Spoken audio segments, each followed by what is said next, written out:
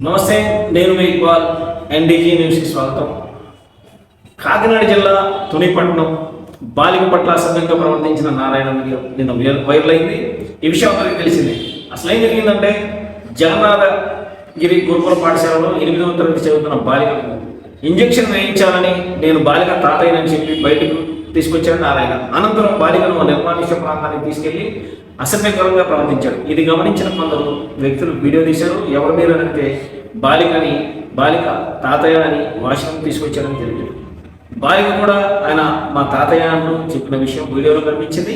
అయితే అసలు విషయం ఇక్కడే మొదలైంది. వీడియో తీయడంతో ఆ వీడియో కాస్త వైరల్ అయింది. బాలిక బంధువుల వరకు ఈ విషయం వెళ్ళింది.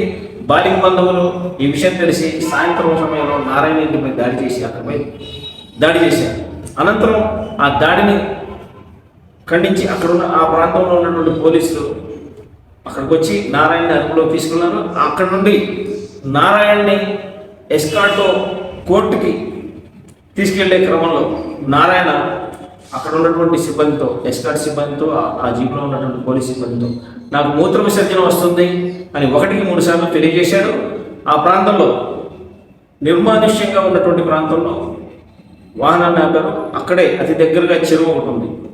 నారాయణ ఒక్కసారిగా ఆ చెరువులోకి దూకేశాడు. అక్కడ ఉన్నటువంటి సిబ్బంది, ఎస్కార్ట్ సిబ్బంది కంగుదిని ఆ చెరువులోకి అతనితో పాటు ఎస్కార్ట్ సిబ్బంది కూడా దూకి ఆ నారాయణ మృతదేహాన్ని గాలించారు. అయినా సరే ఎంత వెతికినా నిన్న సాయంత్రం రాత్రిపూట ఆ నారాయణ మృతదేహం లభించలేదు. తుని రూరల్ సిఐ చెన్నకేశ్వరరావు ఈ రకంగా తెలియజేశారు. నిన్న జరిగినటువంటి ఈ సంఘటన ఎంత చేసినా నారాయణ మృతదేహం లభించలేదు కాబట్టి కజేతగాడిని, ఫైర్ సిబ్బందిని పిలిపించి ఈరోజు ఉదయం గాలిస్తే నారాయణ మృతదేహం లభించిందని రూరల్ సిఐ చెన్నకేశ్వరరావు తెలియజేశారు. ఇక్కడ కొన్ని అనుమానాలు కలుగుతున్నాయి ప్రజలకి.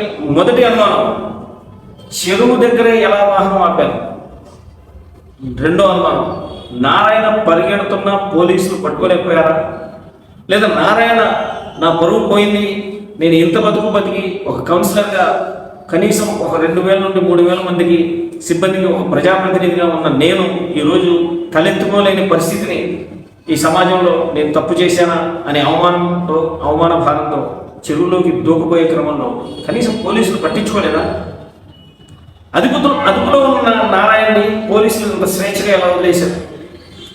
కోర్టుకు తీసుకువెళ్ళే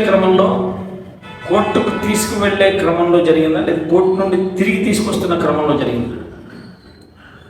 తీసుకువస్తున్న క్రమంలో అయితే చెరువుకి అతి దగ్గరగా, అంటే చెరువు నుండి పోలీస్ స్టేషన్ 2 కిలోమీటర్ల లోపే ఉంది. ఇన్ని అనుమానాలు ప్రజలలో. ఒక నిందితుడు నాకు మూత్ర విసర్జన వస్తుంది లేదా మలమూత్రంగా వెళ్ళాలి అని 1కి 10 సార్లు అడిగినా 2 నిమిషాలు లేదా 1 నిమిషం లోపే వాహనం పోలీస్ స్టేషన్కి చేరుకునే క్రమంలో అక్కడే ఎందుకు ఆపాల్సి వచ్చింది? ఈ సంఘటన ఎలా జరిగిందని అక్కడ ప్రజల్లో అనుమానం కలిగింది. ఇన్ని అనుమానాలు ప్రజల్లో కలుగుతున్న క్రమంలో నారాయణ మృతదేహం లభించింది.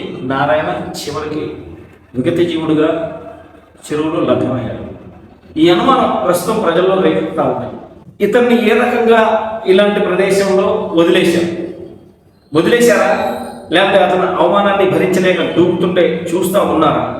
ఇలాంటి ప్రదేశంలో చట్టం చేతిలో ఒక నిందితుడి ప్రాణాలు ఏ రకంగా పోయారంటే $1,000,000 ప్రశ్న.